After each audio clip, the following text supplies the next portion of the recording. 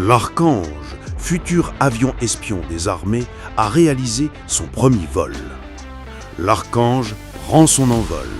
Le futur avion de renseignement de l'armée de l'air et de l'espace a effectué son vol inaugural, annonce la Direction générale de l'armement, DGA.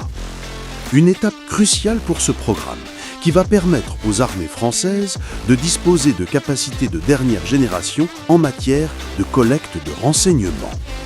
Baptisé Archange, avion de renseignement à charge utile de nouvelle génération, l'avion prendra le relais des C-160 Transal Gabriel, mis à la retraite en 2022 pour les missions de renseignement d'origine électromagnétique, à savoir l'interception des émissions radio et radar et l'analyse des réseaux de télécommunications. Une fonction essentielle pour les opérations militaires et une des priorités du chef d'état-major de l'armée de l'air et de l'espace, qui a récemment déclaré en audition parlementaire.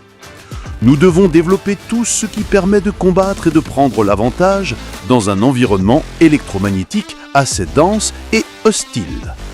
Le général Jérôme Bélanger a également souligné que le programme Archange sera très important pour la suite de nos opérations et en matière de renseignement et que les avions offriront une capacité de ROEM indispensable en matière de renseignement stratégique, de surveillance, de préparation à l'engagement et d'appui à nos opérations dans la profondeur ainsi qu'à nos missions tactiques.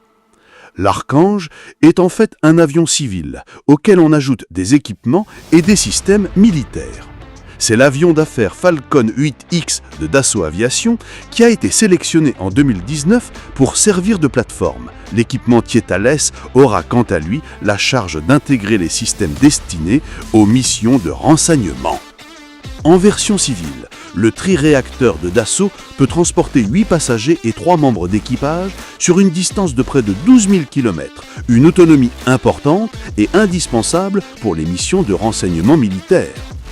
La loi de programmation militaire, LPM, prévoit la livraison de 3 avions d'ici fin 2030. Le premier devait initialement être livré en 2025, les 2 suivants en 2026 et 2028.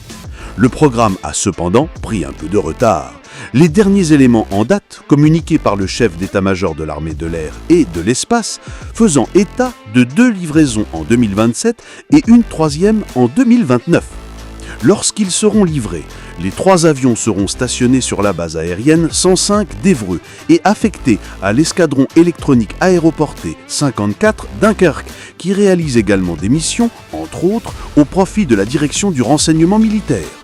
Les Archanges rejoindront les Vador, les avions légers de surveillance et de renseignement, également basés sur un avion d'affaires, le Beechcraft King Air 350.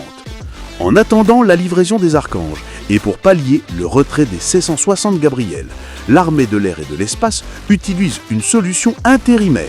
Elle loue des heures de vol d'un avion Saab 340 dans le cadre d'un contrat baptisé Solar, décrit comme une solution d'attente permettant de conserver les compétences et l'expertise de nos ressources humaines spécialisées en ROEM aéroportées par le général Bélanger.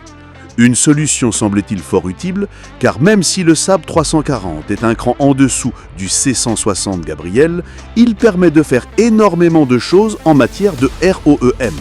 Ces quelques centaines d'heures de vol par an prouvent que nous l'utilisons, révèle le chef d'état-major de l'armée de l'air et de l'espace.